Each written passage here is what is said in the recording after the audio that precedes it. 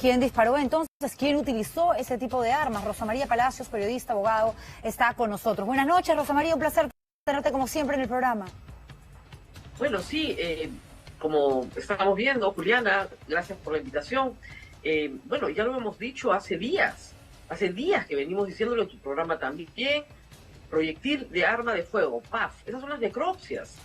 Y la verdad es que es indignante. Yo no sé en qué mundo están. Mira, ayer han habido encuestas de Ipsos y del Instituto de Estudios Peruanos, muy claras. En la del Instituto de Estudios Peruanos, el 50% de los encuestados señalan que se sienten identificados con la protesta. Eso es un hecho. Cuando escuchan estas historias, que son a todas luces falsas, ¿qué crees que pueda pasar? Que en la próxima encuesta no sea el 50% de la población, sea el 60 o el 70, que se siente identificado con los que protestan. Porque están mintiendo. No hay ninguna balas dundum, no hay ninguna prueba de eso. No hay proyectiles entrados por Bolivia, no hay caballos tirados por los puentes, ni perros tirados por los puentes sobre la multitud. Todo eso está en el plan de habría, podría, tendría.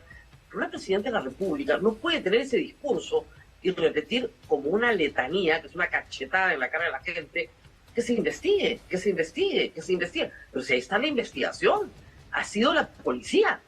Entonces, lo que tiene que investigarse es que sí, efectivamente, hay una ley que permite que un policía dispare un arma letal, una AKM. Pero para que eso suceda, tiene que haber una amenaza real e inminente a su vida, no a la propiedad, ojo, no a los inmuebles, a su vida.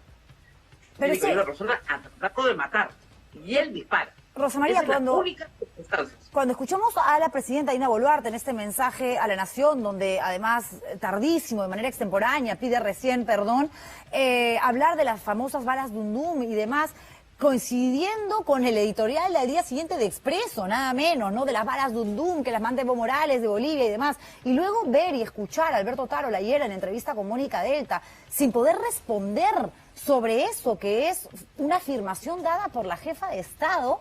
Claro, ¿dónde queda el interés real de investigar por parte del Poder Ejecutivo, del Congreso de la República y determinar responsabilidades penales?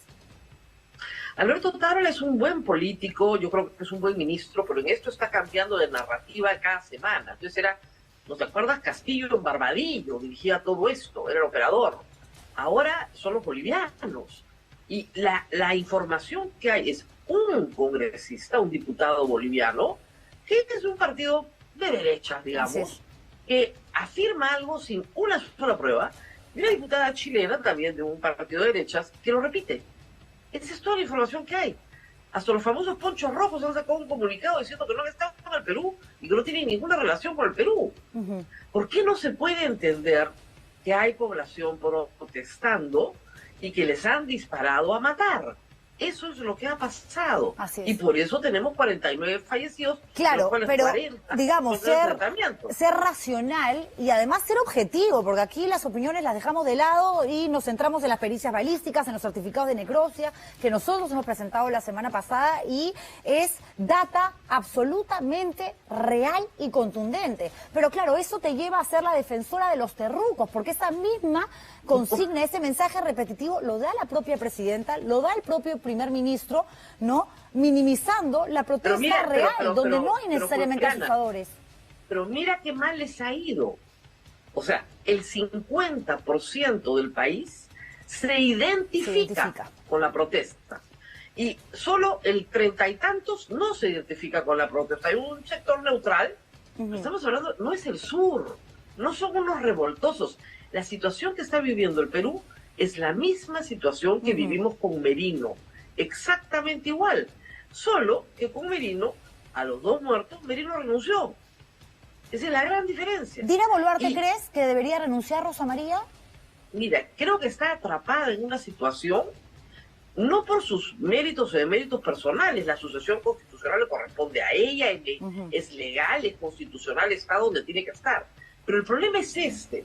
La única forma de que haya adelante elecciones es tener 87 votos en el Congreso en una segunda legislatura.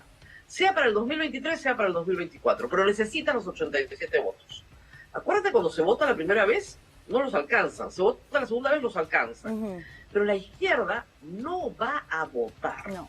Si es que no se va primero Dina Boluarte y si es que no es el 2023. Por lo tanto, van a forzar la renuncia de Dina Boluarte, porque nuestra Constitución, en el artículo 115, lean por favor, no me estoy inventando nada, esto es un hecho. Cuando el primer y el segundo vicepresidente ocupan la presidencia de la República, en teoría completan el mandato presidencial. Pero si la presidencia la ocupa el presidente del Congreso, quien sea que fuere, porque puede ser Williams o cualquier otro congresista, tiene que convocar elecciones de inmediato. Entonces ya no se necesita reforma constitucional. Esa es la gran diferencia. Son dos caminos, dos situaciones alternas. Pero la segunda es una situación todavía más peligrosa, porque iríamos a elecciones sin reformas políticas y evidentemente sobre un piso que evidentemente no sostiene absolutamente nada. Mira, Juliana, a estas alturas es una pena por mi país, es una pena terrible que no tengamos reformas políticas, pero no creo que no van a haber. Mira hoy lo que pasó en el Congreso. ¿Cuál es la primera reforma política que proponen hoy día? Eliminar la cuestión de confianza para los gabinetes. Un asunto en el cual yo estoy de acuerdo. Pero ¿qué lee la población? Ah, claro, eso les interesa. Detestan las cuestiones de confianza porque las cuestiones de confianza son el preámbulo de su propia disolución. Entonces están evitando los preámbulos de su propia disolución. Eso es todo lo que les interesa. Entonces, con ese Congreso, que tiene 9 puntos de aprobación, ¿en qué están pensando? Lo primero que tenían que hacer hoy día es discutir si teníamos elecciones en diciembre. O sea, en octubre primera vuelta y en diciembre la segunda. Fernando, tú estás en un cronograma sin primarias, obviamente. Eso es lo primero que tienen que discutir hoy, porque esta legislatura se acaba el 31. Y esto que tú dices es importantísimo, porque claro, obviamente exacerba más los ánimos de quienes se sienten abandonados, que se sienten ninguneados por un Congreso que no los representa, por un gobierno que está más preocupado porque las protestas no se vuelvan violentas en Lima, como si solamente Lima fuera el Perú. Y uno dice, ¿a dónde vamos a llegar? ¿Crees tú que esta violencia realmente se manifieste todavía con formas más extremas de las que ya hemos vivido y visto? Estoy segura que la protesta va a crecer. No va a parar. No, eso es lo que no entiende el gobierno. No va a parar. Sea pacífica, sea más violenta, pero no va a parar la protesta.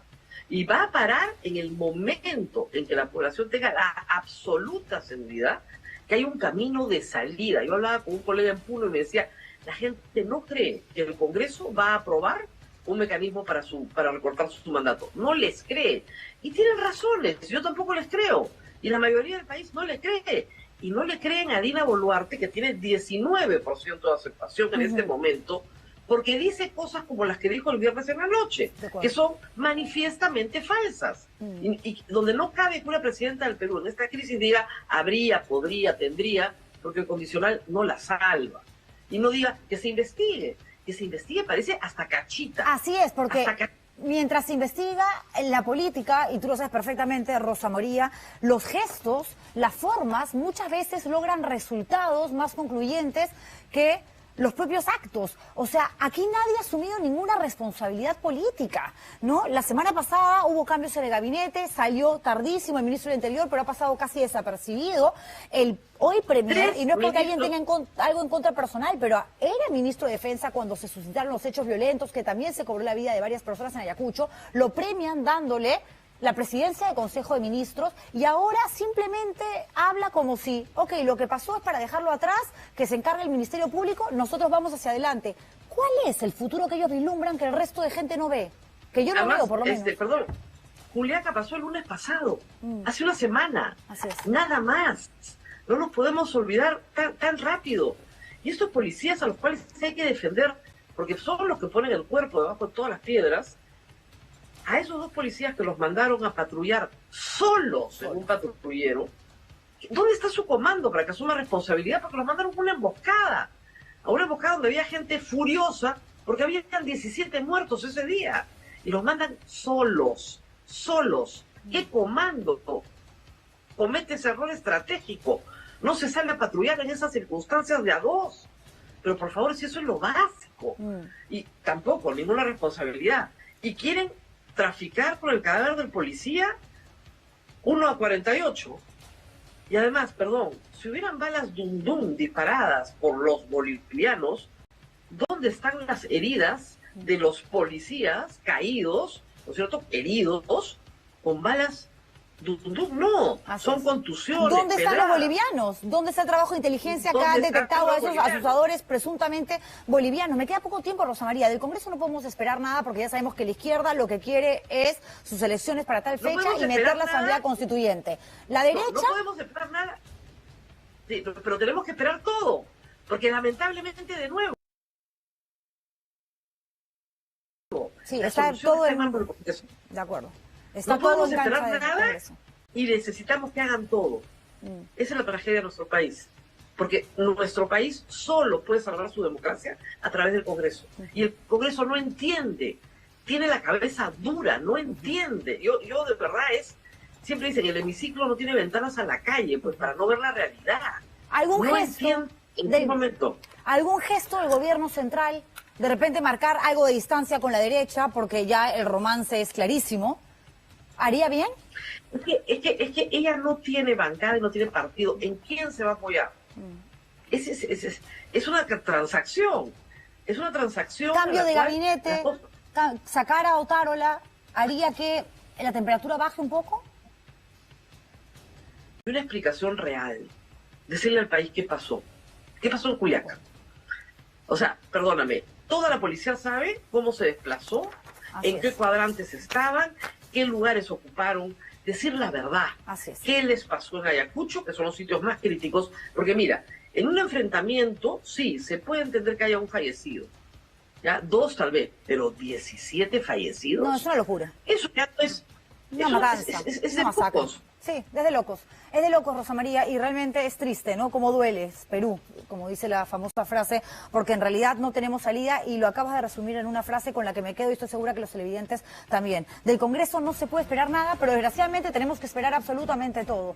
Gracias, Rosa María, te mando un fuerte abrazo. Siempre es un placer tenerte aquí.